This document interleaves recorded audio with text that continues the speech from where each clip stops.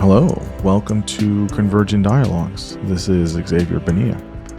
On this episode, I'm very happy to bring the conversation I had with the awesome Laurence Hurst.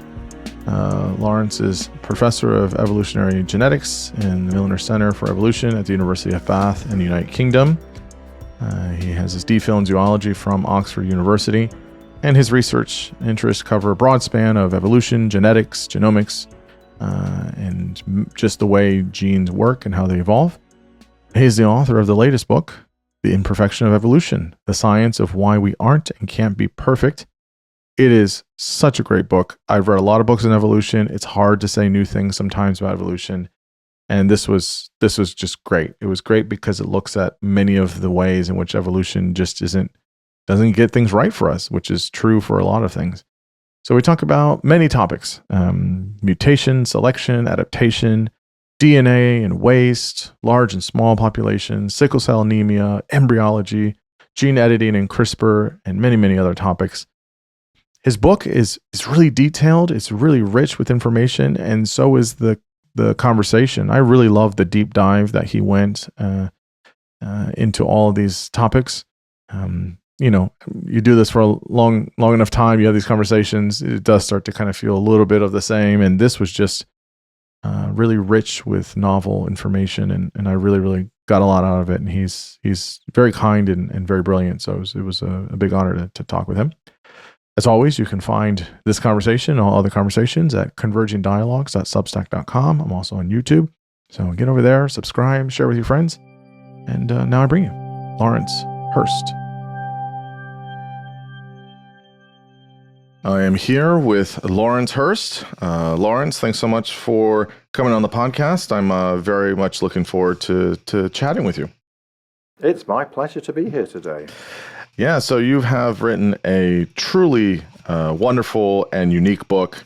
It caught my eye just by the title, and then of course, Princeton always does a nice job with the presentation, the cover design, and all that. So it's very, very lovely as well in that sense, aesthetically. The book is called The Evolution of Imperfection, The Science of Why We Aren't and Can't Be Perfect. And it is really, really wonderful read. I really enjoyed it. So we'll talk all about it. Before we do, just tell listeners a snapshot of who you are professionally, academically, all the relevant details. And academically, I'm an evolutionary geneticist come evolutionary genomicist. So I study the way genes and genomes evolve. And I do that because it's fascinating. But we can also use that information for medicine. So one of the things we do at the moment is try and design better genes using the way genes evolve, better genes for gene therapy, for example. And where are you at now? Where you spend most of your time?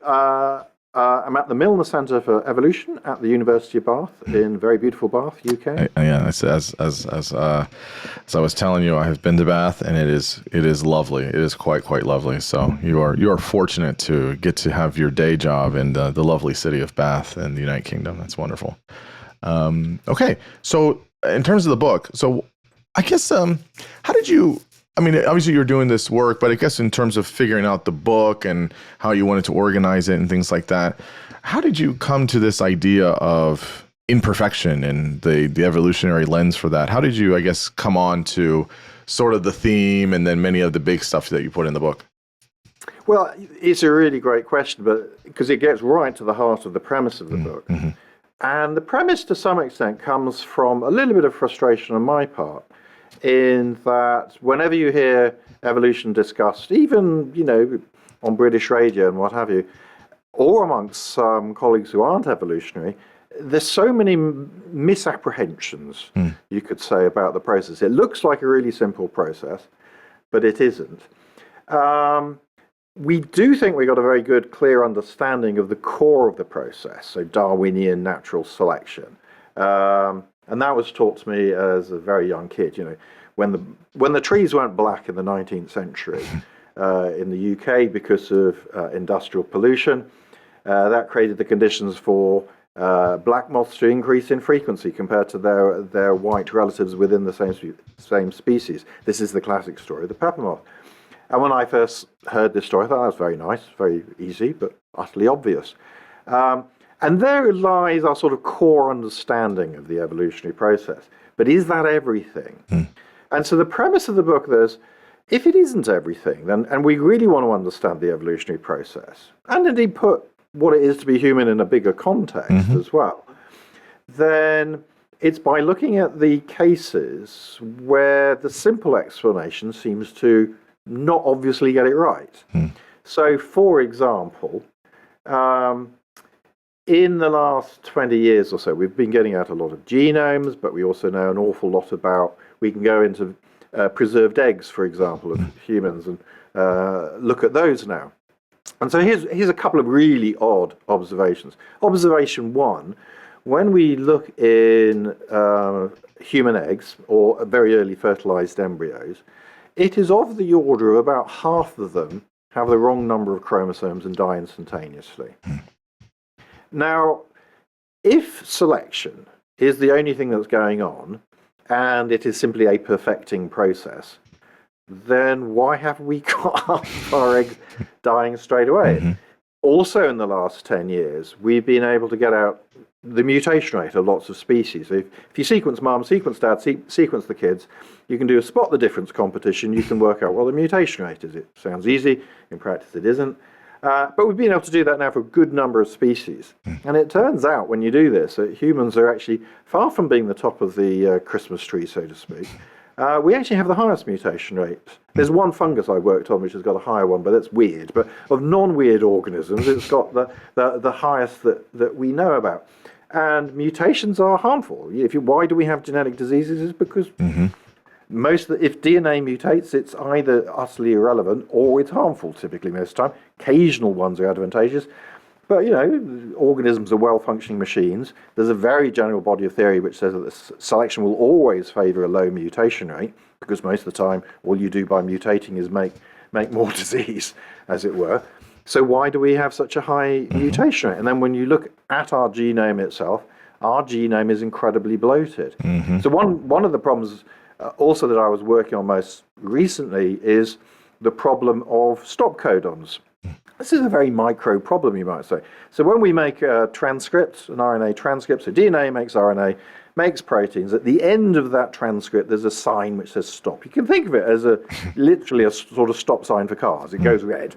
And there are three of them, and one is really good and one is really bad.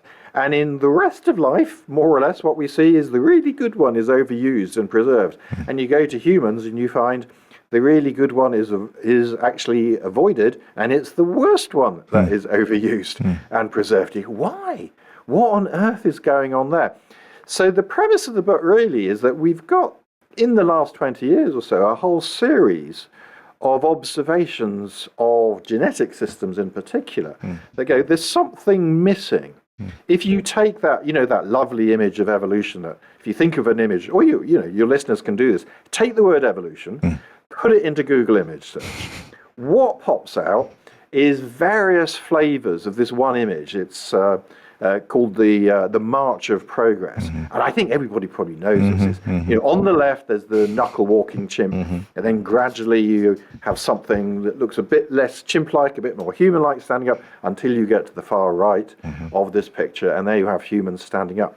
And that very much embodies this selectionist notion that the whole process is progressive, and not simply that it's progressive, but we are at the top of the Christmas tree. So human genetics, we're not at the top of the Christmas tree. But even if there was something else that clearly was not obviously doing what we think it should be doing, it happens to be us, which makes it all the more interesting that we are so incredibly bad. You go, okay, there's something we're missing. What is it that we are missing? And in understanding what we're missing, by honing in on these examples, we're going to get to a richer understanding of the evolutionary process. Now, of course, it could mean that, when we're looking at things like, for example, why do so many human eggs have the wrong number of chromosomes, that we may actually have a selective explanation for it, we're just missing it. So there's one sort of broad general category of explanation which says, actually what you're looking at is the perfect Swiss watch. It really is the product of natural selection. And if you don't understand it, it's because you don't understand it. It's not because it's not absolutely beautiful, functional. So you take out this cog from a Swiss watch, say, I don't understand it, therefore it has no function. No, you're wrong. Because you are wrong. It really does have a function. But what I argue in the book is actually that really isn't what's going on. Our genome is bloated, and it's not because we're storing up DNA, and it really all does have a function. That doesn't seem to be the case. These extra chromosomes, there's nothing inevitable about 50% of our embryos dying. You go to the fish, you do the same experiment in fish. It's been done. Look at 2,000 eggs, not one had this problem, but 50% of human eggs more or less do. And then you get human-specific diseases. For example, preeclampsia of pregnancy is one that I happen to work on. And you go, how many more million years does evolution take to get rid? And far from getting rid of the problem, there's a new problem. It's human-specific. It affects 5% of pregnancies, and it is one of the great killers of mothers around the planet.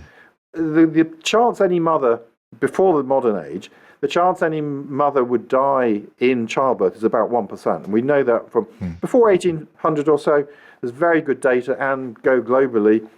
If there isn't decent healthcare, it's about 1% chance, about 10% chance in over the course of a mother's life that she'll die in childbirth.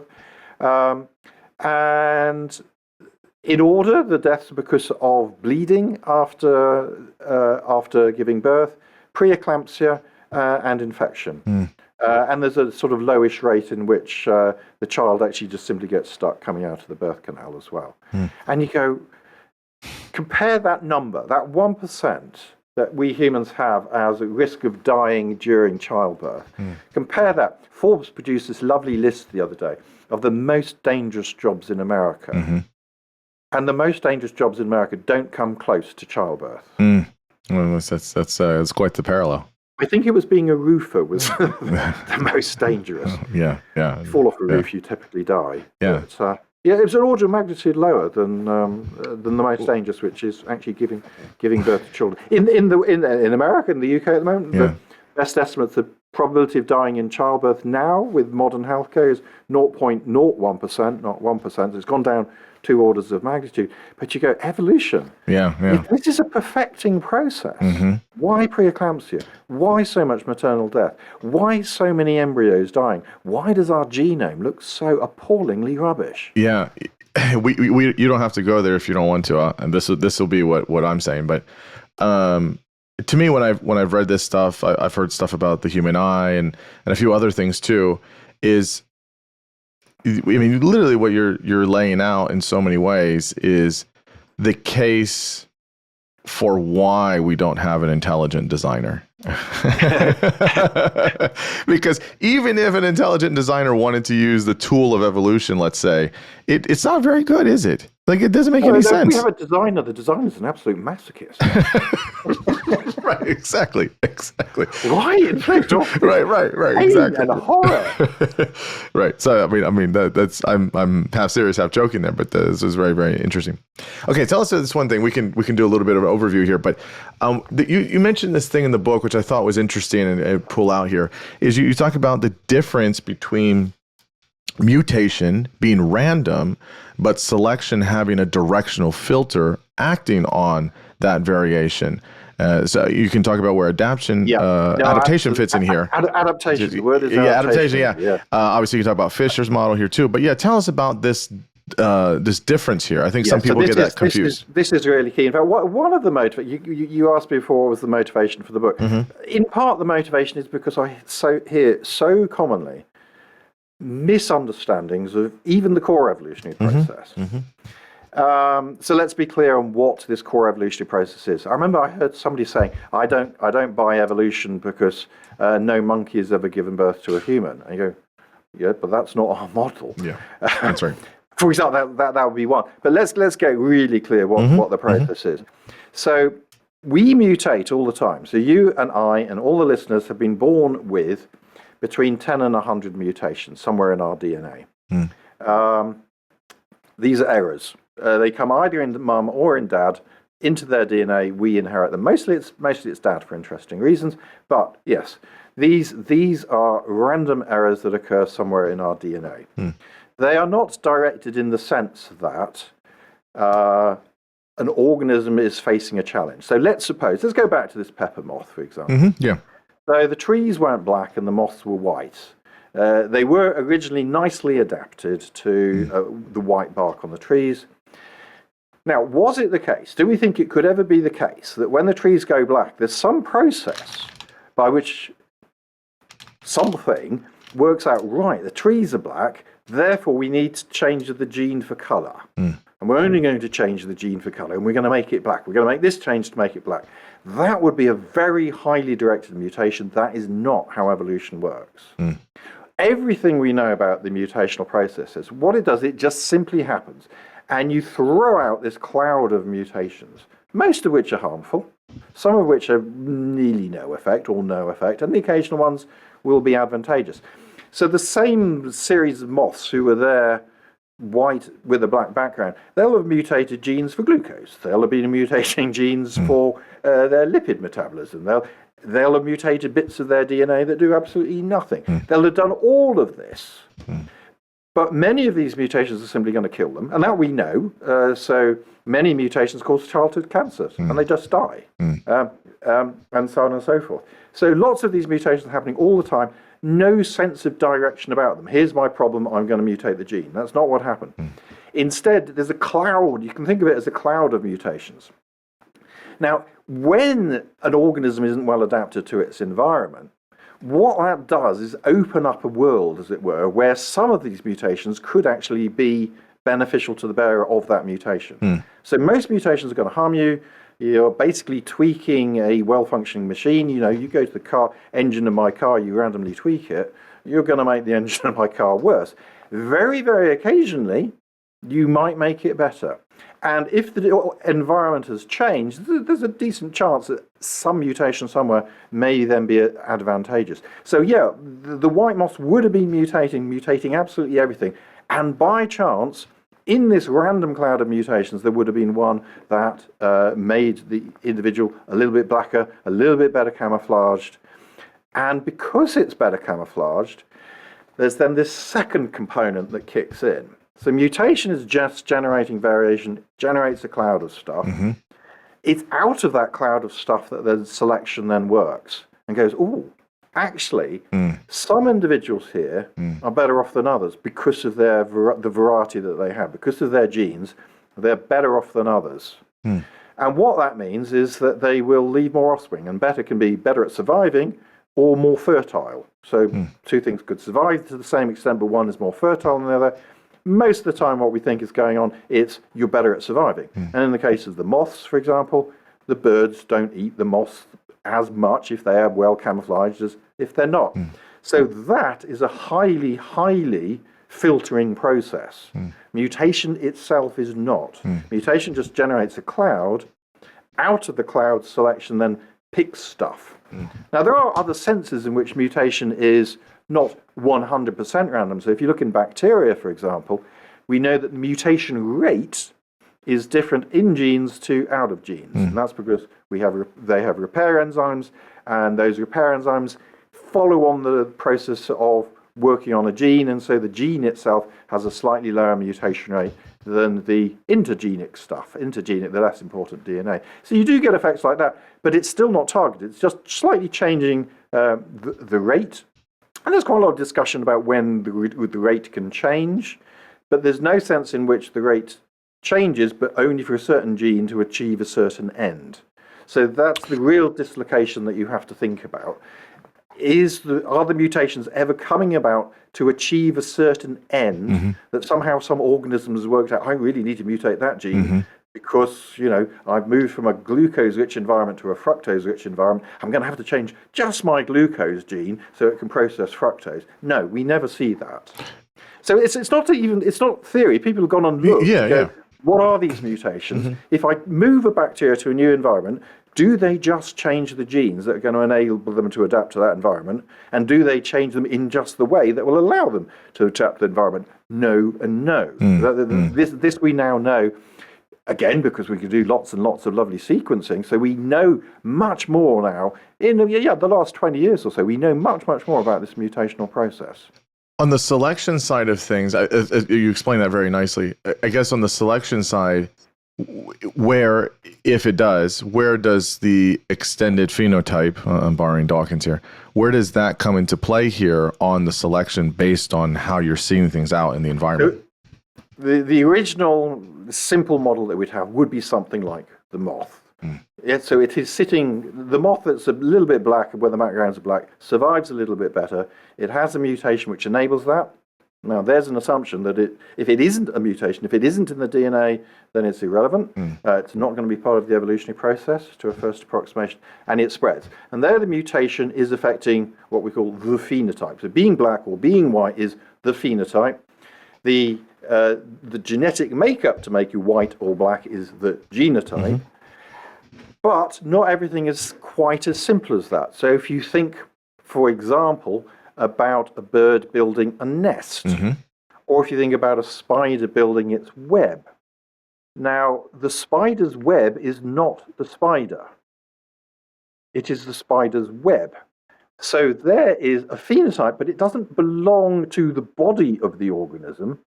It's something the organism makes. And so that's the sense in which it is an extension of the phenotype. That's why Dawkins called it the extended phenotype. But you could, and we almost certainly do, in fact we see them in spiders, have mutations that affect the spider's ability to make its web. So there would be a mutation not affecting the spider's phenotype. The spider could be exactly the same spider, but it does affect its ability to create the web, so it affects its extended phenotype. Yeah, it makes sense. And those are equally well, if for a spider to survive really well, it has to have a particularly well-structured web, then mutations that affect the spider, that affect its ability to make a well-structured web, will also be under selection. But that's a really nice sort of idea that selection doesn't start and stop with the body. It starts and stops with the body and what bodies do. So let's go a little bit deeper here, a little bit more specific. So we'll bring in DNA here, right? So DNA is important, obviously. DNA is important, but obviously cells are important, protons, amino acids. But I guess, and I've talked about that on the podcast, and other people have written about this in the context of what you're doing. You made, I don't think you're the first person to make this claim, but you highlight it for what you're describing about the imperfections. We realize now that lots of our the stuff in our genes, lots of the things that we have in our DNA are not used. And a lot of it, I think you say somewhere or a few times, is just kind of junk. It's a good amount of it. So maybe just tell us, you can just briefly give us the snapshot of DNA as a reminder, but you can get specific about how we know that large amounts of the DNA is not really doing anything. And what do we make of that? Like, what do we make about, is that part of the reason why we have some of these imperfections, or it's unclear? How do you see it that way? I would say it is one of the great imperfections. So, let's go back to Molecular Biology 101. Yeah. Molecular Biology 101 says, you can look it up in your textbook. It says DNA makes RNA and RNA makes protein. That's the job. So proteins are the doing molecules of the cell. So, your muscle is protein. The enzymes that do things in your cells, they're protein. The things that we produce to digest our food, protein. And so protein is the major molecule.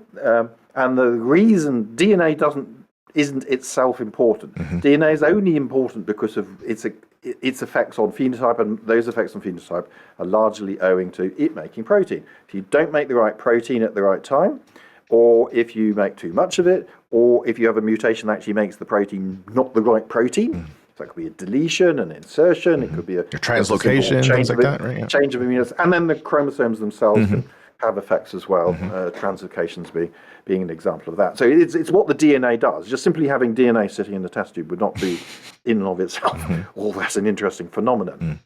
Okay, so DNA makes RNA makes protein. Now let's go to the original specification. So go back to 1990. They were going to sequence the human genome, and the official announcement was they wanted to find and identify the 100,000 protein coding genes. Remember that number. So 100,000. Come back a little bit later, and they're starting to get some of the data out. And interestingly, they modify that. They say the 50 to 100,000 protein coding genes in the genome. And then a little bit before the genome comes out, there's a competition called the Gene Sweep competition. And people, experts around the world will ask, how many genes do you think we're going to get the answer soon? And how many do you think are actually out there? And estimates went from about 40,000 through to 340,000, something of those orders. And the current best answer is about 20,000, just under 20,000 is our current best estimate. So we've gone from 100,000 to 20,000. So there's one interesting statistic. Now let's compare that. Now ask the question, taking the average bacteria in your gut, E. coli, we know about Escherichia coli, sits in your gut. Yep. We know its genome. They're highly plastic genomes, so no two E. colis necessarily have quite the same genome. How many genes do you think an E. coli has? So we got 20,000. 100. It's about a quarter of what we've got. Really? It's got about 5,000. Wow. We've got just under 20,000. It's got about 5,000. Then you go to wheat. Wheat's got about 80,000. Really? Yeah, and there's a single cell eukaryotic, you said got a nucleus, Trichomonas vaginalis, just under 100,000. Single cell, tiny little thing. And you go, this is weird. How come we've only got 20,000 of these things? And you go, okay, let's look at all of our DNA. What proportion of this DNA is actually there doing the canonical job? DNA makes RNA, makes protein. What is that? That number is 1.2% is our best current estimate.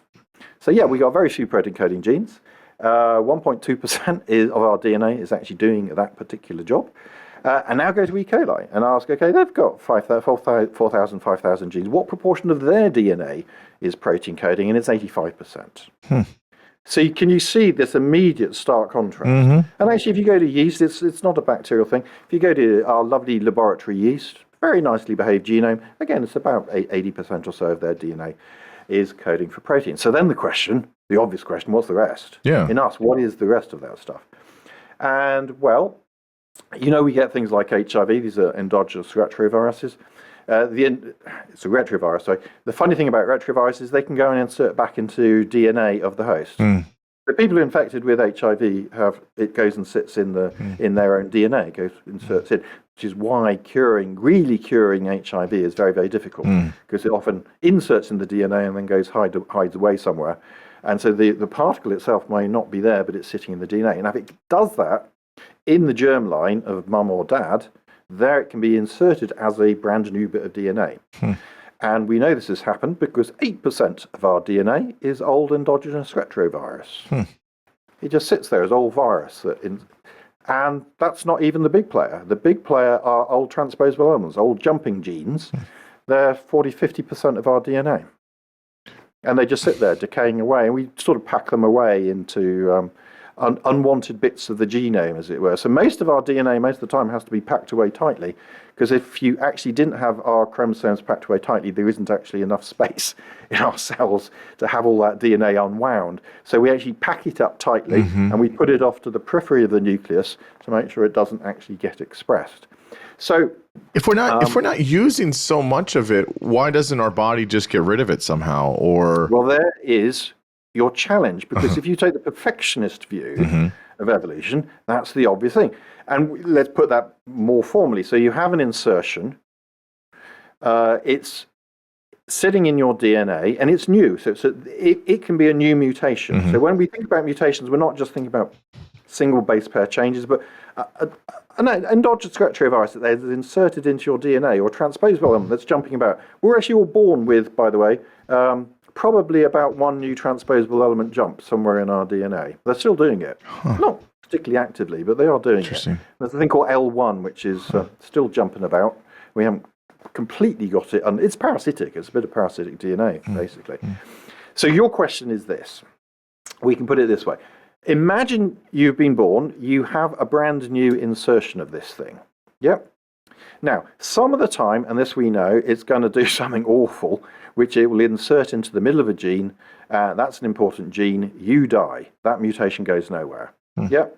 As it happens, we know that the black-white moth is actually because of an insertion of a transposable element. In that case, it happened to be advantageous. But most of the time, these things, if they go and insert into important bits of DNA, they kill you. That is we call purifying selection. It comes in by mutation, it goes out by selection. So it came into the population, goes out. Your question is, why doesn't that happen every time? Yes? So we'll say, is there a process by which actually an insertion can come in, be a little bit harmful to us, but still increase in frequency? And this is where we get to one of the ideas that's really at the core of my book, that's really only been developed and tested in the last 20 or so years. It developed as a theory in the 1980s, but tested really in the last decade or so.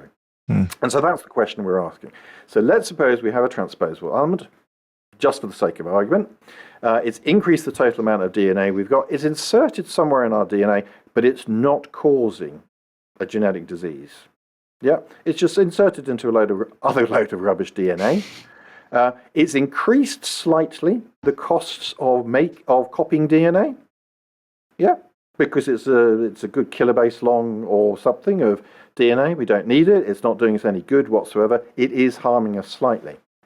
So the question then is, what's going to be the fate of something like that when it first comes into the population? So as evolutionary biologists, we always have to think about what happens when things first arrive in populations. We don't think, what's going to be the consequence if everybody gets this? And, it can't be good for the species, or it is good for the species. That's neither here nor there. That's the end of the process. We have to think, what's going to happen when it first comes in?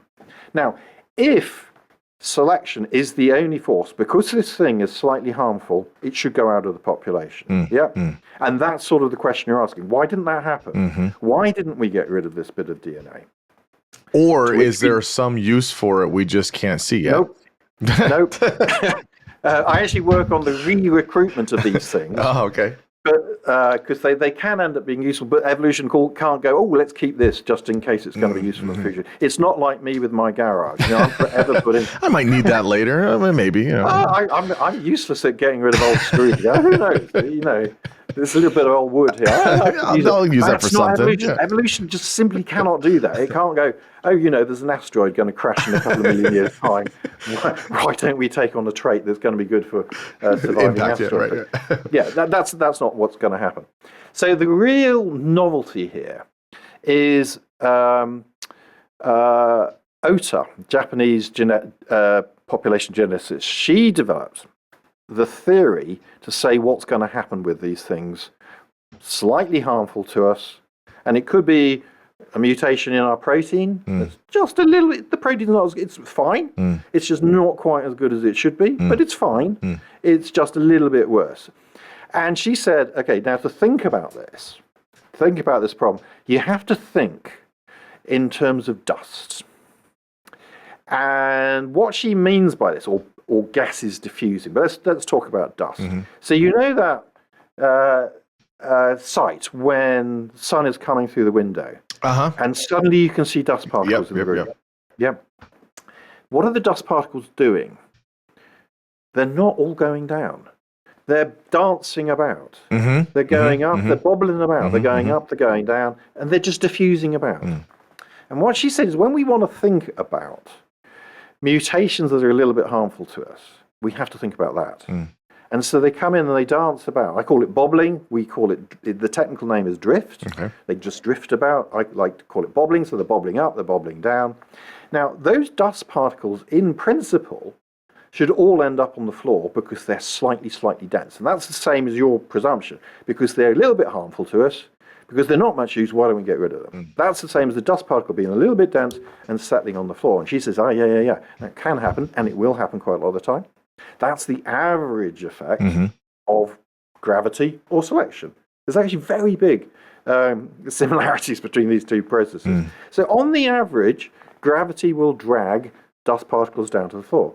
But imagine the ceiling is sticky. Because of this bobbling about, some of the time they can end up on the ceiling.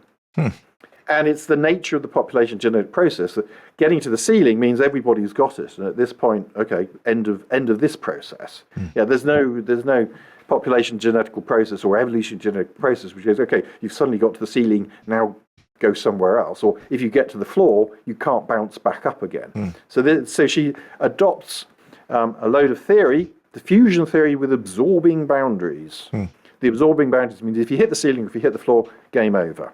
And these particles of dust, therefore, progress over time, and they can end up in one of two places, ceiling or floor.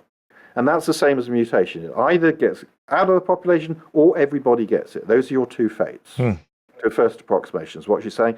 And the core process is not selection. The core process is this bobbling about that dust particles do. And they have to do it in population genetical terms, because if you consider a mutation, so let's suppose I have a mutation, and I'm the only person on the planet with this mutation. It's one of my brand new mutations.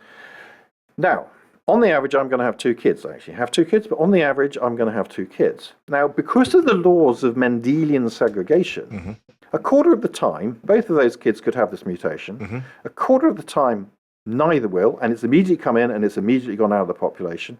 And half the time, one of the two will have it. But notice the quarter of the time, it went from one person having it, me, to two people having it, my two offspring. This is not because it is a brilliant mutation. It is simply because I survived, nothing to do with this mutation, and I had the average number of kids. I had two kids that survived to reproduce. And simply because of the laws of Mr. Mendel, there's a good chance, a quarter of the time, it will have gone up in frequency through nothing other than pure, simple chance. So what she does is say, well, okay, that's exactly the same as my particle of gas. Some of the times it's going to go up in frequency, closer to the ceiling. Some of the time it's going to go down. Fine. Let's forward wind that whole process. And let's look at the maths of that whole process, she says. And so she works out the maths of this whole process. Tomoko Ota, as I said. She won the nearly Nobel Prize for this, by the way, just in case you want. Is this some marginal thing? So there isn't a Nobel Prize in evolution. There's a thing called Crawford Prize, and she won the Crawford Prize for development of this theory. And what she discovered was a really profound truth. So the first truth is, even if these things are harmful, they can still get to the ceiling. So you start a dust particle off at the floor, just because of this chance bobbling about, it can still get to the ceiling.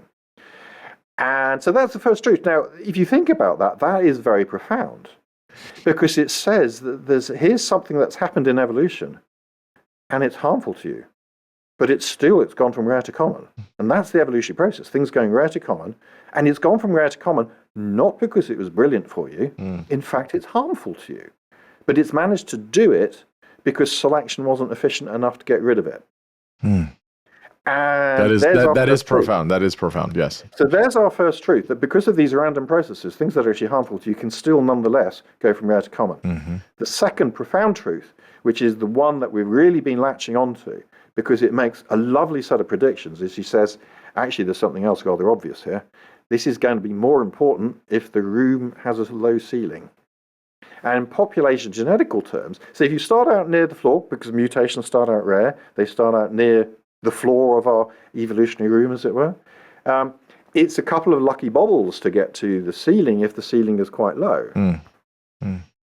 It becomes disproportionately more and more and more and more unlikely that you get to the ceiling, that you get through to this fixation, go from rare to common, as the population size goes up.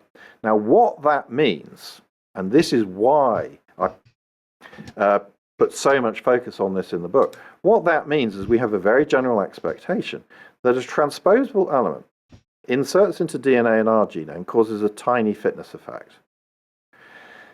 Our population is small. So before the expansion of humans 20,000 years ago, our population size is estimated to be about 8,000 or so. Now that's tiny. If you look in your gut at the moment and count at the number of E. coli, you're counting in the trillions. So the number of E. coli bacteria sitting in your gut at the moment is orders of magnitude more than the total number of humans that have ever existed. Yeah, we are talking small and large populations here. And so the general theory is that if you are a species with a small population size, you are much more vulnerable to this process of weakly harmful things going from rare to common. And so she says, my general expectation is that genomic bloating, general decay, and the fixation of these slightly harmful things is going to be much more likely if the populations are small than if the populations are large. Now, this then gives us not only a profound insight, but it gives us the tool that we can use to actually test the theory. Because we can go and say, okay, now if you're right, Tomoko Ota, what I'm going to expect is that species with lots of individuals in them should have really lithe genomes. Gene starts, gene ends, space in between, small, gene starts, gene ends, and so on and so forth.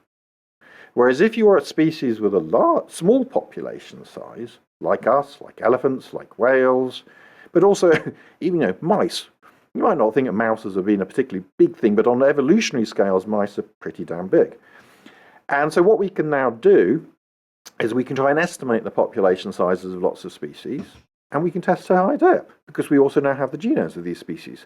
So we can go, okay, how much bloating do we see, and is it predicted by the population size? So she's making this really weird prediction that the size of your population is going to predict the amount of bloating that you see. And what's lovely is she's spot on. So that was my next question. Right. Have people tried this out? They tested it? Yeah, so we tested it. So guy Mike Lynch, now down at Arizona State, did the first test of this. He said, well, that's great. And there are actually 3 independent measures we can use of genome bloating, and they all 3 correlate, and they all 3 go with population size.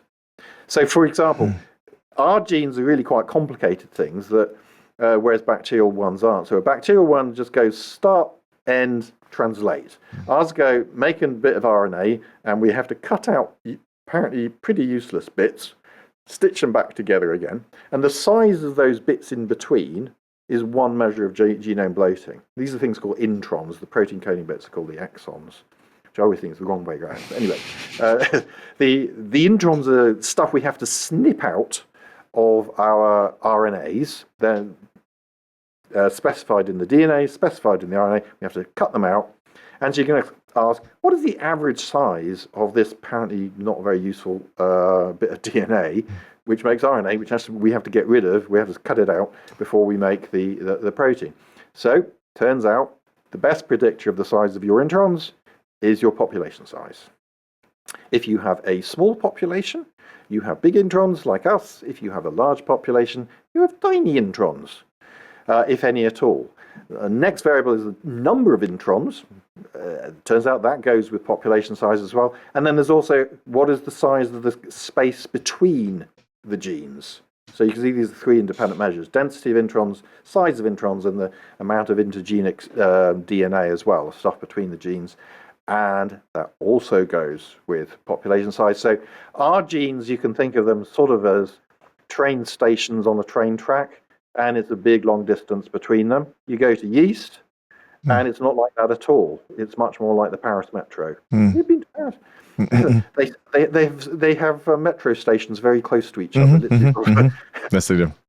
Yeah, so you have section, stuff, section, and more or less the distance between the stations is very nicely predicted by the size of the populations for these various species. So that's one of the reasons that we think that Ota's basically got it right, that there is this really key process that operates, but it's operating on mutations that only harm us a little bit. This is not the domain. This is not the things that kill you. These are things that only have a little bit of effect. But nonetheless, because our population size is small, selection is inefficient at getting rid of these, and so we end up with a bloated genome. But it's not just a bloated genome. The way our genome actually behaves is also pretty crap. So as I said, we have these things, introns, and we cut them out to make the protein. When we do this, we get it wrong a huge number of times. And we have this pool. If you look in any cell, you'll have the sort of the RNA that we wanted to make the protein. And then there'll be this sort of cloud of strangely misspliced versions of the same thing. Many of which, and then we got sort of various cellular rubbish bins that we put these things in to recognize them, go, we don't want you, do we? Into the rubbish bin with you. And it turns out that the number of these per gene that species make is predicted by the by the population size. So we make lots of them because we've got a small population size. Yeast almost never gets it wrong. Why questions are always hard. So, but they're the evolution question. I guess why population size as you scale upwards. So if you're looking at, various, I mean, we in evolutionary terms, we're smaller, but if you see this in other species that have larger population sizes, why is it that if it's larger population sizes, it's going to be less, whereas if you have smaller ones, you're going to see more? Well, this comes explicitly down to the nature of the stochastic processing events. So mutations are coming in at the same rate. The metaphor I try and use to say is that this process is a little bit like a roulette wheel. Okay. Now, the American roulette wheel, I understand, is different from the European one. I'm not a great purveyor of is it different of casinos, but apparently they're different. Huh. So anyway, the European one, or the British one maybe, has one green. Oh, we have different ones. And I think 18 black and 18 red, something like that. Now, this is different from a coin toss. And the reason that it's different from a coin toss, you have a 50-50 chance of winning. So you say head, you got a 50-50. Somebody's going to say, oh yeah, but it could land on its edge. But hey, we'll ignore that for now. The process actually, the nearly neutral process, the one I'm talking about, actually would work very nicely if you said, oh, and very rarely it can land on its edge. But anyway, so with a roulette wheel, what happens is that at some rate, you lose. And everybody loses. So some put down red, some put down black. The house always wins, right? House always wins. They're not stupid. No. Mind you, there are some notorious individuals who manage for casinos to go bankrupt, but we won't go there. A bit political. I love it. And okay, so here's my game.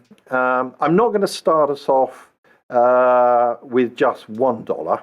Because I'm going to start us off at a certain number of dollars. So I'm going to play the game that we have a mutation that's halfway to being fixed. Yes? So if I give you $5, fixation is going to be $10. So I'm going to give you instructions. I'm going to give you a certain amount of money.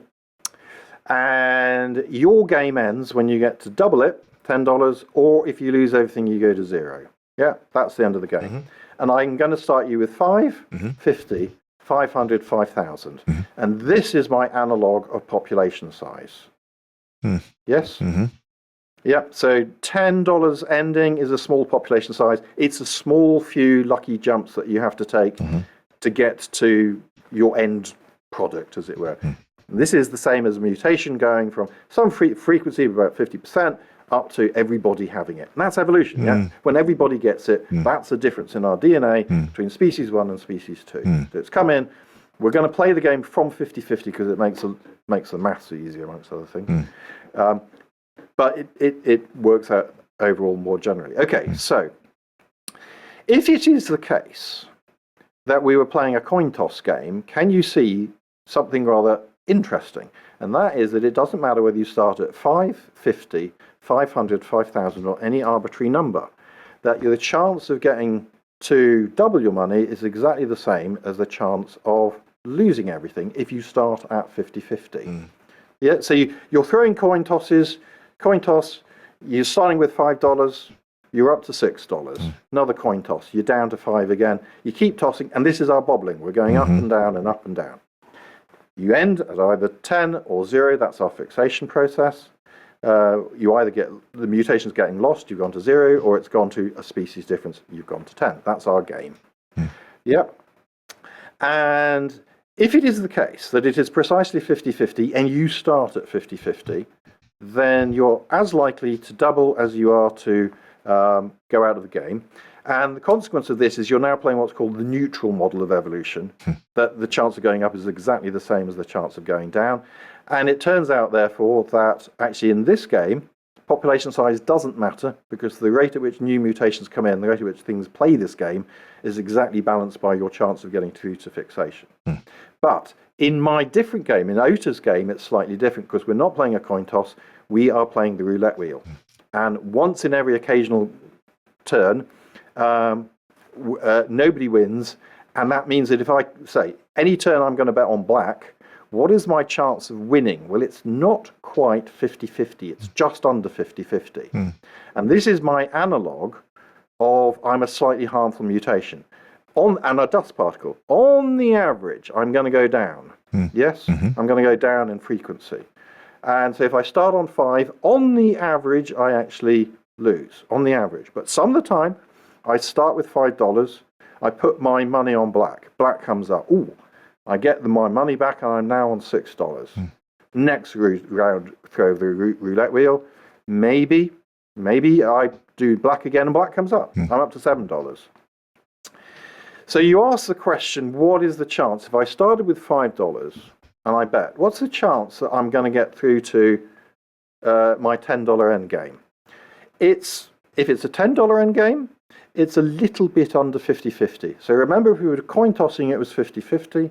With this, it's just a bit under 50-50. It's about, I think I calculated it for the European roulette wheel, is about 43% is your chance of, if you start with $5, you will get to $10. But you can see how you could do the maths, yeah?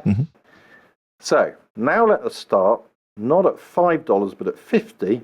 So I'm in a large population. I need more lucky breaks. What's now the chance that I'm going to get to $100? Much less, no? It goes much less. But when it was a coin toss, it wasn't. It was 50-50 all the way. I see. So because these things are slightly harmful, these are particles of dust, on the average, you're going to lose. But it's only on the average that you're going to lose. And so the strength of selection is effectively the number of non-green things on the roulette wheel. The population size is the total amount of money that you have to earn before I tell you the game is over. So $5 going to 10, small population. A few lucky breaks of the roulette wheel and you can get there. On the average, you lose. On the average, 57% of the time, you leave the casino and you leave with nothing. 43% of the time, or whatever I calculated to be, you win. You go to $50, we're now playing in a bigger game, bigger room, bigger population size, playing this nearly neutral, and then, it's gone down quite a bit. And you suddenly go to something like 5,000 or 50,000, and it's almost infinitesimally small. There comes a point where it goes just so unbelievably small. You're never going to get from $50,000. You're going to be waiting a huge amount of time before you'll see one person who managed to go from $50,000 to $100,000 playing a roulette wheel. So here's the follow-up, right? If all that tracks, that makes perfect logical sense. How do we think mutations are rare, but we literally and conceptually have an unusually high mutation rate? This seems like a kind of paradoxical kind of thing. How to explain this for us how this works? The other thing that we have to throw into our set of equations here is the mutation rate is the analog of how often somebody is coming into the casino to play this game. So if I'm coming every day, right? Right, because I have a gambling problem, or as opposed to I'm coming every month or every quarter or something like that, different, yeah. So the rate of evolution of these things is going to be dependent on two things. One is, what is the chance that you start out rare and get through to fixation? As we've seen, the logic says that if you're in a small population, it's not too bad. A couple of lucky breaks and you can be there. Large population, the number of lucky breaks you need is just stupid. And it's not you need to win every time. You win, you lose, you just have to win more than you lose and keep on winning more than you lose. And okay, fine. It will happen. And if I tell you to stop at $10, it's almost impossible if I tell you to stop at $1 million and I start you at half of that. So that's the fixation process. The other half of this is the mutational process. So the mutation process is the analog of starting the game. So the number of people I'm giving, here's your $5, go off and do it. So that's the mutation rate. Now, here's where the arguments get even more interesting. So the first thing we know about the mutation rate is it's almost universally under selection to be as low as possible. To some extent, people find this slightly counterintuitive. They say, well, adaptation, species can't adapt to a new environment without variation, Mutation creates that variation, so surely mutation has to be high to enable adaptation. No, no, no. Most mutation, most of the time, is harmful. And so the consequence of that, and we see that, most mutation causes genetic diseases. So the consequence of that is if you imagine there's a mutation, these happen, in repair enzymes, and that mutation can do one of two things. It could make repair better, or it can make repair worse. If it makes repair better, that means that your mutation rate has gone down. So what's actually happening with a DNA everywhere all the time is it is having errors. There are chemicals attacking it and so on and so forth. But our repair enzymes come along and go, oh, that shouldn't be like that, and they put it right. But they do it at different rates. So you can imagine a repair enzyme comes in, a mutation in the repair enzyme makes it better. And what our theory says is, okay, that's brilliant. What have you just done? You've made a mutation which makes that organism better off. Why are they better off? Because they're less likely to have a genetic disease in their offspring. Yes, because most mutations are deleterious. So there's this very general body of theory that says your mutation rate should be really, really low. And at first approximation, everything's mutation rate is really, really low. So the lowest mutation rate that we've observed, so we can measure this on a per base pair metric. Yeah, so we've got about 3 billion base pairs in one of our 2 sets of 23 chromosomes. Quite a big number, really, 3 billion. And we can measure the total number of new mutations, divide that by the total number of base pairs, and you get a per base pair rate. And that then is very fair to compare between species. Yeah, so I can go to a bacteria, it's got a couple of million base pairs of DNA in it, but I can ask the same question. How many mutations do you have every time you divide?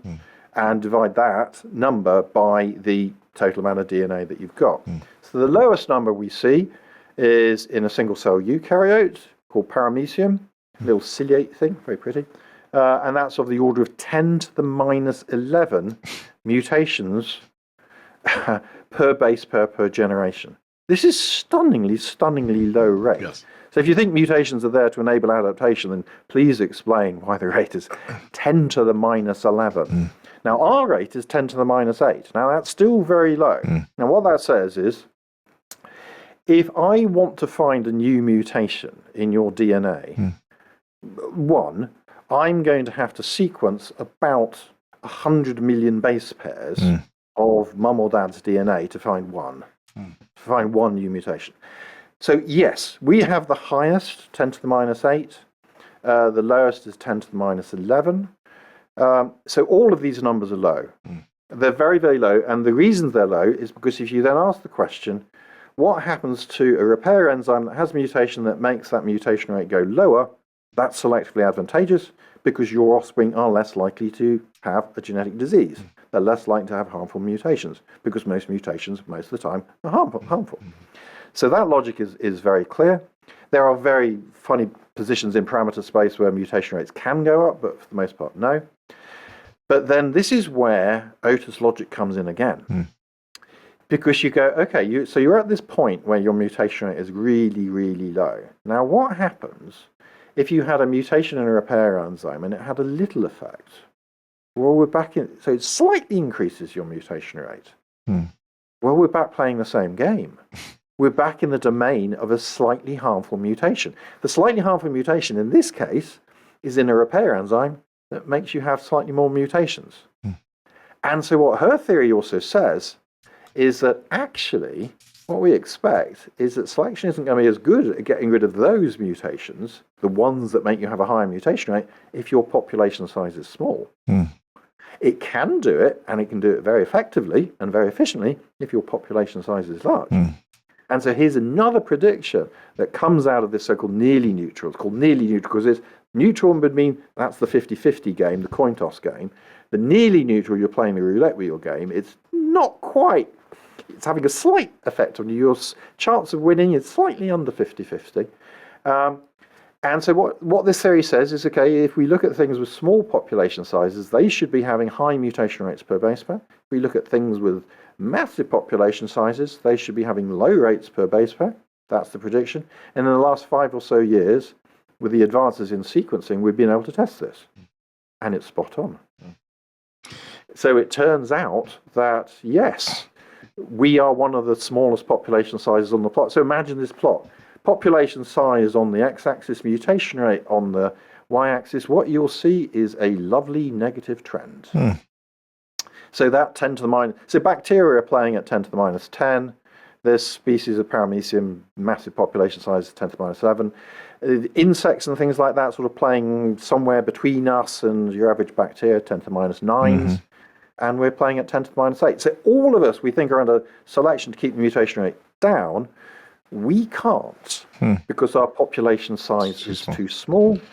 And the consequence of this is that 5 to 10% of us have a rare genetic disease because our mutation rate is high. If we did exactly, if there was a hospital for fruit flies where people could take your ill fruit fly and the doctor could have a look and go, you've got a genetic disease. By the way, what I mean by rare genetic disease, that has a definition. It's less than, well, the Americans and the Europeans sort of slightly agree on it. The Koreans have a very strange other definition. It's about less than 1 in 2,000 of the population have this genetic disease. And it's classified as, quote, rare. Depending on how you count it, there are between 7,000 and just under 40,000 rare genetic diseases. The difference comes about, and that's quite a big difference, comes about how you classify things. So there's lots of hemophilias depending upon different mutations in different genes, and the question is, do you classify that as one genetic disease called hemophilia, or you classify each one of those as a genetic disease because it's different sets of genes? For most genetic diseases, we can sort of go, well, there's this flavour of it and there's that flavour of it. So the 7 to 40,000 is not because we don't know, it's because it's how you classify. So the 7,000 is the conservative classification, as it were. So what you described is the mutation selection equilibrium. So why are these things, why are genetic mutations rare in populations? Why these diseases, each one, why is it rare? Is because we have a high mutation rate pushing new mutations into the population. So if you look at hemophilias, for example, most hemophilias are either new mutations that happened in the parent, in the germline in the parent, making sperm or eggs, mostly in sperm it transpires. So mum or dad didn't have it, but it was there, brand new in the offspring as a new mutation. And most of the others that we find are a couple of generations down, particularly with something like hemophilia, for example, because the females can be carriers of it and not really express it. And so they can have sons who have it. So it can persist for a few generations. And so you have these two processes now. One is mutation pushing these things in, and our mutation rate is high. And then selection pushing them out. And when we say selection pushing them out, in population genetical terms, that's simply death. And in human terms, it's a tragedy. Every time a kid dies of cancer, of course, tragedy. That is an utter tragedy for the kid, for the family, and so on and so forth. But in population genetical terms, this is mutation coming in, selection knocking it out. Death by mutation is purifying selection. The language, I think, is awful here because the language of population genetics purifying. I mean, how how awful does that sound? Right. But no, where does something like sickle cell anemia come in? Yeah. Okay. So these rare diseases, the 1 in 2,000, are this balance between mutation coming in, maybe being protected a bit if you're recessive, or in the case of hemophilia because it's on the X. The mothers don't really show it, but the females don't really show it, but the sons do. So one of the classic cases is we think there was a mutation in Queen Victoria's germline.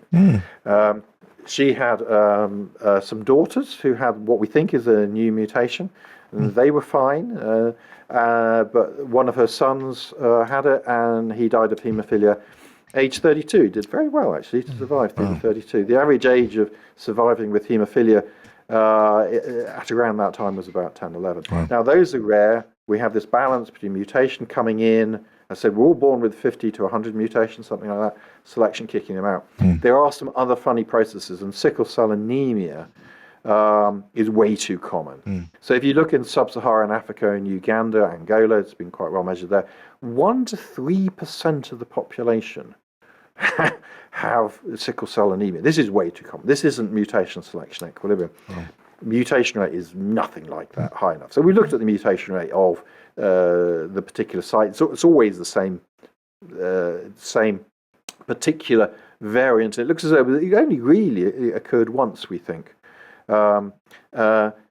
And it's a particular change to the DNA that makes the beta subunit of hemoglobin, and it's 6 amino acids then from the N-terminal, and it replaces a glutamic acid. That's one of the amino acids with a valine. And what's funny about this is glutamic acid loves water, valine doesn't. And what's really funny about sickle cell anemia is it turns out that individuals who have one of the valine containing copies, so the mutant copy, one of the glutamic acid containing copies, they have a rare advantage. They appear to not suffer from malaria. They can be infected by malaria, but much less likely to die from malaria when infected. Why? Well, that's a really great question. So, the actual mechanism of that is not well understood. Interesting.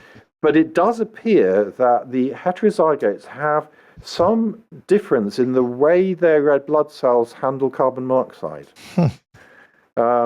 And it turns out that that probably affects the viability of, or at least it's thought it might affect the viability of the malaria parasite which goes into red blood cells.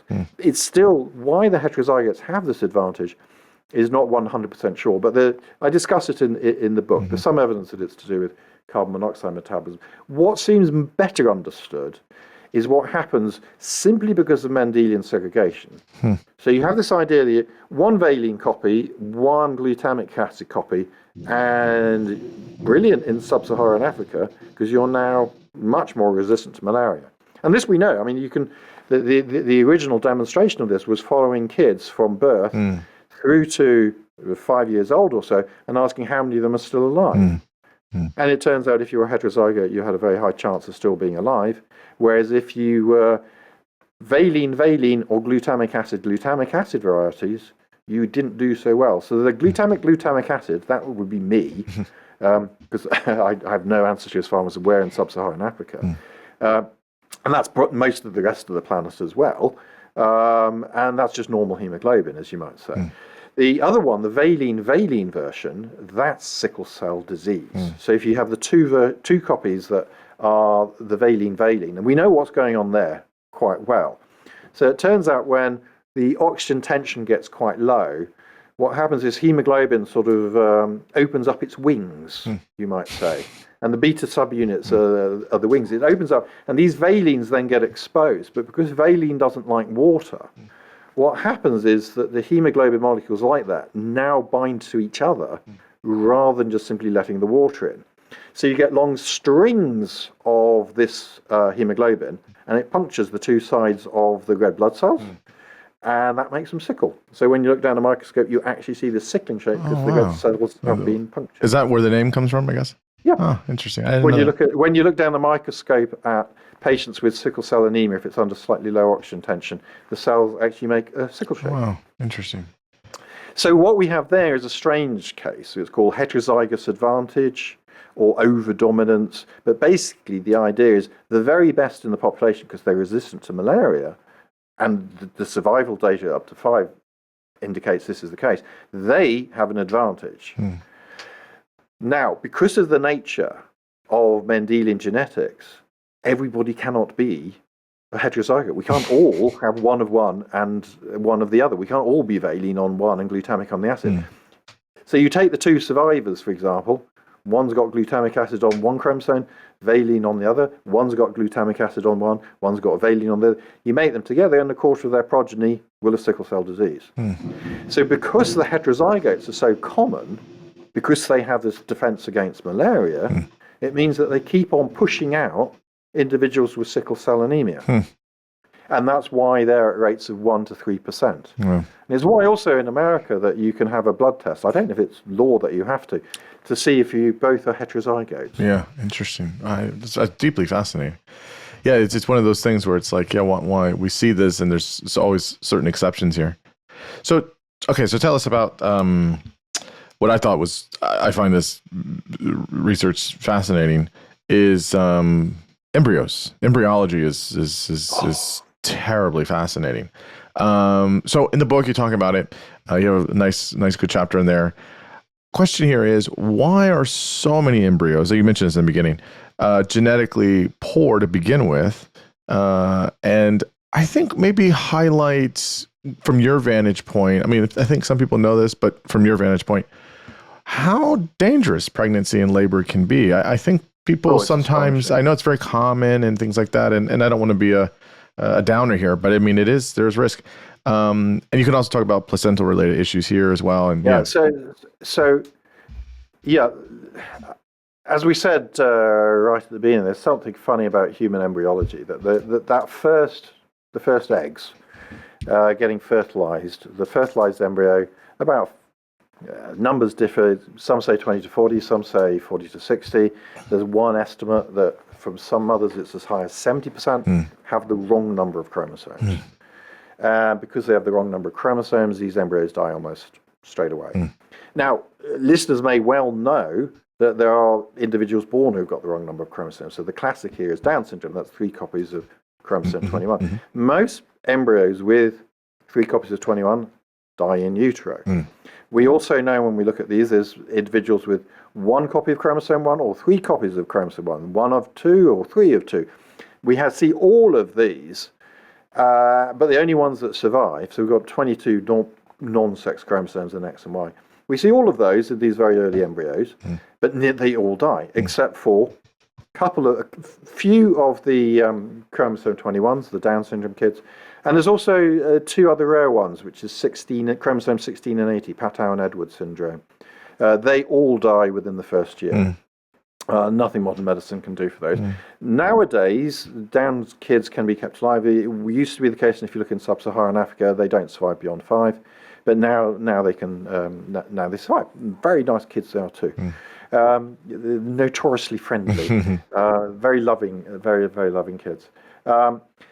And so our best estimate at the moment is that for every baby that is actually born, somewhere down the line before that, another 2 died. So incredibly inefficient process. A lot of that death is very early in before the mother even knows there was a conceptus there. Get to week 6. Yeah, I mean, most couples trying to get pregnant know full well, don't tell anybody until about week 12. And that's because up to week 12, we have this very high miscarriage rate. So our miscarriage rate is estimated 15 to 20%. You go to older women, 40, 45, and that goes to 65%. So if you're quite old trying to get pregnant, age 40, week 6, you get the positive pregnancy test. I'm afraid to say, 65% of the time, you're not going to carry beyond, well, at least 12, probably 20. The world changes at week 20, but 12 is the key break off. And then actually mortality rates go down and they pick up again right at the end. So 5% preeclampsia. There was a fascinating study done of Chilean mummies, where they could work out, looking at the female mummies from about 3000 BC to early modern age. They found a sample of a little bit over 100 female mummies, and they worked out that about 10-14% had died in childbirth. Amazingly high. Some of those, the baby was just simply, you could see it stuck in the birth canal. Very, very dangerous process.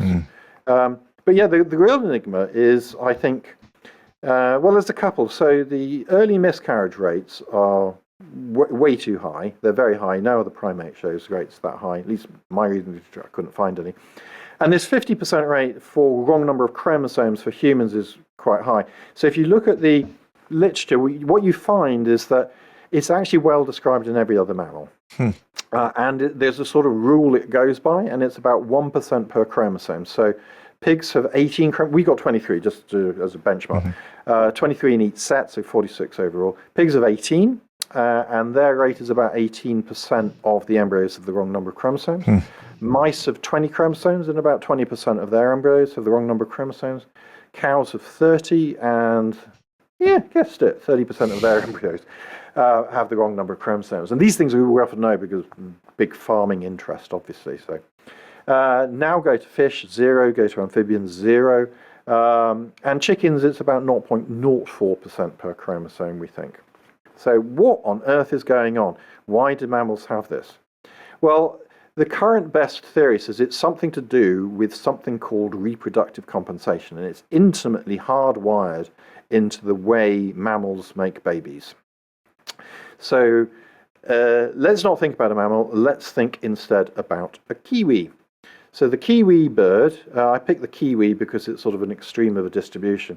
The egg that a kiwi will lay is 25% of its body mass, which is very large. So 25% of the body mass of a kiwi is its egg. Now imagine if that egg is actually inviable. Now if the egg is inviable, then the mother has still given all the resources away to the offspring in the yolk, in the white, and so on and so forth, and is not getting that back. Turns out kiwis will also sit on dead eggs. So she has given away the resources and the time has been taken up as well. Now let's compare that to a mammal. Now if a mammal, the embryo dies straight away, the mother didn't even know she had a conceptus there. So she isn't wasting time. She's not giving it any resources, because in mammals the resource allocation is a continuous process. If the fetus asks for it, you get, but if the fetus doesn't ask for it, it doesn't get. And so there's no loss of time, and there's no loss of resources either, because they were never given, unlike the yolk and the white of the egg of the bird, for example. So there we see an immediate contrast between the two systems. Ours has reproductive compensation built into it, by which we mean that time and that energy that has been saved can now go to another kid. Whereas in the kiwi, that is not true. The time and energy wasted on the dead embryo is wasted. It can't go to another offspring. Now, we think that there are major consequences of this. The first is it looks as though the mammalian system is much, much nicer. Much nicer in the sense that you don't waste those resources. But it has a number of funny knock-on consequences. The first is it actually makes embryonic death much less costly. And that's part of the core set of equations here, you might say. It's just simply less costly. But imagine this circumstance, for example. So imagine we have a mutation that is an embryonic lethal, and it kills embryos really early on. Now, because of that, let's suppose it's a recessive. So an embryo will die if it's got 2 copies of the killing version of the gene, so to speak. So if we've got 2 copies of the killing version of the gene, the embryo is dead. Fine. Who makes these embryos that have got 2 killing versions of the gene, 2 of the lethal versions of the gene? Well, both mum and dad had to have 1 copy. They can't have 2 copies because individuals with 2 copies are dead. They were dead in utero. So both mum and dad have to be 1 normal copy, 1 lethal copy, 1 normal copy, 1 lethal copy. They both have to be like that. 1 normal, 1 lethal. And that means that a quarter of the progeny will then die, just as we sort of saw with sickle cell anemia. Just because of the rules of Mendelian inheritance, a quarter of the kids will go lethal, lethal, you're dead. Now, that means that those resources are now given away to other progeny.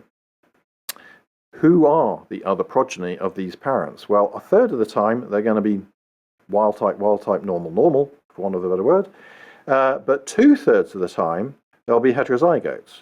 So 2/3 of the time, one of the copies in the surviving kids, because this is a recessive condition, one of the copies will be the lethal copy. So if you ask, on the average, how much extra resources do individuals with the lethal copy get? They actually, on the average, get more than individuals with the wild type copy, because most of the wild types see no reproductive compensation because they aren't in parents who produce the dead kids. Now, it's been calculated that what that does is it increases the frequency in these sorts of species of these embryonic lethal recessives. And the consequence of that, therefore, is that we expect things like humans and mammals more generally to have more embryonic lethal recessives. And that, we think, may well explain some of the early mortality and some of the early miscarriage as well. It turns out that another selection then can actually kick in, and that other selection that kicks in can have an even stranger effect, whereby selection actually favors the embryonic lethal to kill earlier and earlier and earlier. And we actually do see that in mice. That there are mutations like that, and we've got evidence that they are indeed modified to kill as early and early as possible. So that's part of it. But another part of it, we think this is explaining these funny chromosomal issues. And there the logic is a little bit more involved, a little bit more complicated. But to get at that, you have to think about what's going on in mothers, because when mothers make eggs, it's a different process to when fathers make eggs. I do want to ask one thing, though, before I let you go. Just real quick, tell us kind of what's been more, over the past 15 years and definitely over the past, 5 years, and it just keeps accelerating, is some of the new tech that we have. So we've been talking about CRISPR and gene editing for a while, and then we also have gene therapy. Just generally, what are your thoughts about this technology? Great. But let's backtrack from that. So I would say, if you look at what we know now about human genetics, is that, that quote from Hamlet, this lovely quote from Hamlet, that we're the paragon of animals. Yes, what a piece of work is man. Yes. There's the actor coming out. And if we are the paragon of animals, the very best. And this is this very conventional. It goes with the march of progress. So we're somehow the best of the best. The fairy on the top of the evolutionary Christmas tree. We often assume that. Look at our genetics. We have the highest rate of these early embryos with the wrong number of chromosomes. We have the highest mutation rate. None of these are advantageous. This is why the book's called The Evolution of Imperfection. How did you get here? So we've got a sort of 180-degree flip, as it were, from being the very best. Actually, it's quite hard to find something quite as bad as us. But there is something else. We've got big brains. A lot of these problems may well be. Preeclampsia may be a problem with big brains, for example, but let's not go there for now. But big brain's given us something else, and it's given us medicine. And in my view, medicine, in a sense, is anti-natural selection. So natural selection is, as we've talked about, mutational selection equilibrium, it's kicking these mutations out of populations, killing us. Medicine is going, no, you're not. You're staying alive. And so every time we're doing the ethically correct thing of keeping a young kid with cancer alive, we are blunting natural selection. It's our big brain that is our big fight back. And medicine is this great big fight back. And what's particularly exciting is we're seeing sort of waves at which these advances in genetics that have happened over a century, but then really accelerating now, have also given us then different options. So, let's talk about a disease like haemophilia, the royal disease, because it came from Victoria and all that sort of stuff within the European royal families. Now, 1900, your chance of survival, age 10, on the average, you're dead. You have you fall off your bike, not that you've ever been allowed on a bike. Minor cut and banged your head and you're dead. Victoria's son actually just simply slipped one day, banged his head, got a lethal. Anybody else, they've just picked themselves up and they'd have been fine. But haemophilia, you can't clot your blood, dead. So the first thing that comes along is we're starting to get to know what is causing haemophilia. So by understanding DNA and getting at it, we go, we see there are mutations in particular genes, and we know what these genes are now. So diagnosis becomes easier. And then from diagnosis, you go, if that's the problem, what can we do about it? So this is now we're talking therapy. And so with therapies, you go, blood transfusion. So and the haemophiliacs often have to have very regular, and the worst one is sort of like every 2 days. Horrible. Have blood transfusion, but it keeps you alive because you're getting somebody else's clotting factors, and so on and so forth. And then on stream are coming synthetic versions of the proteins that you need, which can replace these, or purified versions of them, and so on and so forth. So we're doing better at the therapeutics. So yes, we're better at the diagnostics, the therapeutics are coming along, and now we're currently in a phase where we're starting to see this effectively third advantage, which is gene therapy, coming online. And for two of the haemophilias, there are now gene therapy. Now, why is this somehow different to all the others? Well, with gene therapy, what you're doing is you're not giving somebody a plaster. So giving them transfusions, giving them proteins which will decay, they'll have to be back, and it's like a plaster on a wound. With gene therapy, you're giving them the gene. You're giving them the gene, which means they can make the protein. So in principle, they don't have to be back. And this has now been done for by gene editing for sickle cell disease and beta thalassemia, they're very closely related, and by gene therapy. So you load a virus up, which hopefully doesn't create an immune response, with the protein that you want, with the gene that you want, sorry, I must correct myself there, with the gene that you want, and find ways to introduce it into the patient. The patient can then make their own version of this protein, and the success of these things is now pretty good. Early days gene therapy, it looked okay, but then patients started dying, gene therapy trials had to be stopped, and there's still real risks with it. I mean, it's not a simple process ever, and it is, and there are risks. Every gene therapy, there was a gene therapy the other day trial that had to be stopped because of more death within the trial. Not always entirely clear, not always entirely clear whether it's owing to the gene therapy. You are treating ill patients after all.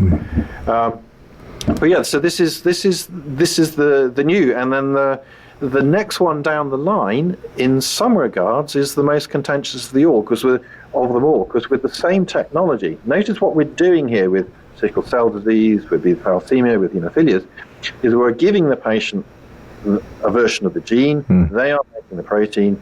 They do not need the blood transfusions or the other therapies. And so that's true. So life transformative for the people in which this works, absolutely life transformative.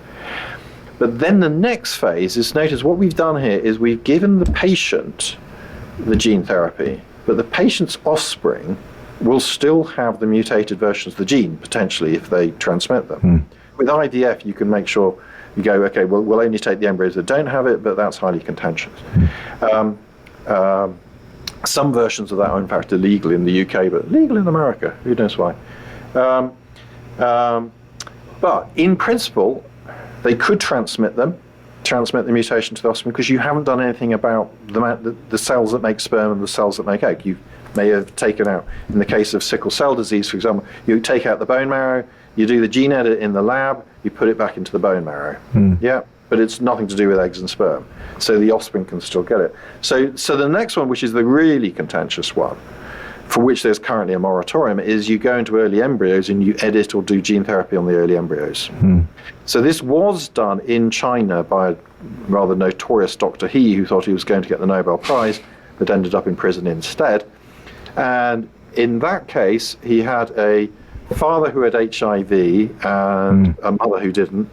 And he thought it would be a great idea to take the IVF embryos and edit or do gene therapy to replace CCR5, which is a protein that is, the gene makes the protein that's associated with HIV's entry into cells. And we've known from study of patients, individuals who should have got HIV, who never do get HIV, like prostitutes in South Africa, they often have a mutation in this thing, and it turns out it blocks HIV getting to cells. So you thought, okay, what I'll do is I'll edit these embryos, so the embryos and all their progeny will now be immune to AIDS. There's a few ethical problems there. There's more than a few ethical problems. This is deeply a few ethical things going on there. First off, we don't really know what other effects these edits are going to have. That's right. Second, you really are big-time tampering with the human gene pool here. So he thought this was absolutely brilliant. He being both he and, that's his name, he's called Dr. He. And when he announced it, the Chinese press thought, this is fantastic, look what Chinese science is doing. You try and find those press releases from the Chinese government now, you cannot find them. They've magically disappeared. That happens. They've been wiped off the internet. The strange irony of all of this actually is, he presented this work at a conference on gene therapy and what have you. And the talk after his was on the ethics of when is it right, and could it ever be right to edit early embryos via IVF? Oh my goodness! With the conclusion that no, and everybody else thought this is so incredibly dangerous because we do not know what other effects this edit is going to have. And so now there's an international moratorium on this, but there is serious discussion that there are conditions for which we do not have therapies. Now, one of the problems here with that was actually for HIV we do. And actually with HIV, all you have to do is wash the male sperm. That's it. And you can stop the embryos getting it. If the mother has it, it's slightly more complicated, but the dad has it, you just wash the sperm, do IVF. Editing an embryo was completely unnecessary thing to do. But there's serious, meaningful discussion amongst the ethicists that if you can make sure it's safe, then there could be a case to do it for example, most neurological conditions are very difficult to get at with gene therapy. You've got the problem of getting things over the blood-brain barrier. There's huge numbers of brain cells in there. Who knows what you're going to do? But there are forms of dementia which are single locus, potentially curable. So Huntington's disease, single locus dominant disorder, for example. There are some very rare forms of other dementias, Parkinson's, I believe, or is it Alzheimer's? Alzheimer's, I think, where 1% have a single mutation, and you will get premature dementia in age 50 or so. The same with about Huntington's. And so there are arguments that it's very hard to see how we can cure these or could cure these. The best we can do is diagnose, and then the best we can do after that is at least warn parents potentially that the kid could have one of these diseases, and then in principle you could go in and do IVF and then select the embryos that don't do that. But the problem with many of these conditions is they are late onset. And so you've got all sorts of downstream problems that you can have kids who then know their parent died of this, and it's like something like Huntington's, it's a dominant, and because it was late acting, the kids have a more or less a 50-50 chance of having the same condition. What do? They could at least then have some information about their kids, and that's quite possible. There's a very interesting legal case where a mother sued a hospital because the hospital didn't tell them that the father had Huntington's. Oh boy. Ethics and legal problems. You don't want that combination. So you get into, I can see a possible, if we can make sure it is safe, I could see a possible ethical argument to edit embryos to get rid of Huntington's and these rare Alzheimer's. We're talking. There is a global moratorium on it at the moment. Yeah, I mean, there's a lot of power with it, or potential power, but you've got to get the ethics there. Yeah. Well, as with all genetics, we go one step ahead of the ethics, and we make our own ethical dilemma. So, last question here. You've written a very rich, fascinating, and important book. What are the one or two things, I guess, that you want readers or listeners here to kind of pull from your book? Well, I personally find knowing this is enriching. In a sense, I grew up with the March of Progress. I came with this idea that humans are somehow vastly superior. But what I get out of it is a much better, much richer understanding of the evolutionary process. This idea that actually things that are harmful for you can actually still increase in frequency. That's quite something, and there's a good logic and there's good evidence behind it. But more particularly, I would hope that in sort of disturbing this image of the March of Progress, that we are the fairy on the top of the Christmas tree, as it were, the very best, this paragon of the animals, as Shakespeare had it, as Hamlet had it. In disturbing that, I would hope that we sort of capture T.S. Eliot and East Coker, that quote, humility is endless. And I think it can give you a sort of understanding the evolutionary process, understanding our flaws, can give us a sort of humility and a respect for the rest of nature. We do, I think, within the Abrahamic tradition, tend to put ourselves above and apart from nature. And I think an evolutionary view like this puts us deeply within nature. And I would hope it would imbue, as it should be, I think. I would hope it would imbue that Eliotic, for want of a better word, T.S. Eliot's humility is endless. Yeah, I fully agree with you on that. And I mean, that's certainly what it did for me too, reading the book. And so it's super, super important, I think, for us to have kind of be within as opposed to apart. So, Laurence, thank you so much for coming on and for just letting us download your wisdom. It's been a real treat, real honor. It's been real fun. Thanks. Real fun.